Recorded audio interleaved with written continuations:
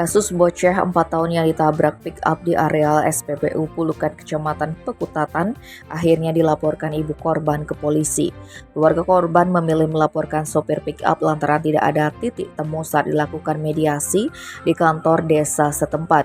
Kapolsek Pekutatan Kompol Iwayan Swastika menerangkan, kejadian bermula saat korban MFA 4 tahun diajak oleh ibunya Nur Intan 54 tahun untuk membeli BBM jenis Pertalite di SPBU Pulukan. Saat hendak meninggalkan SPBU, korban turun dari motor dan berlari hingga terlepas dari pantauan ibunya. Naasnya dari arah belakang datang kendaraan pick-up Grand Max hitam yang dikemudikan terlapor Iketut Yudiana 30 asal desa Pulukan.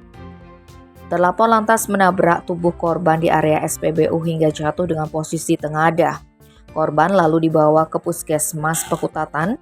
Pada saat itu, pihak Puskesmas menyarankan untuk melakukan pengecekan lebih lanjut ke RS Bunda Negara. Dari hasil pemeriksaan, Kapolsek menambahkan, korban tidak ada mengalami patah tulang, korban hanya mengalami luka lecet pada bagian lutut kanan, dan kondisi terakhir korban belum bisa jalan dan duduk. Adapun upaya terlapor sempat mengantar korban ke rumah sakit bersama orang tua korban dan membayar biaya pemeriksaan. Sebelumnya keluarga korban dan terlapor terang Kapolsek sempat melakukan mediasi di desa, namun pada saat itu keluarga korban dan pelapor tidak menemui titik temu.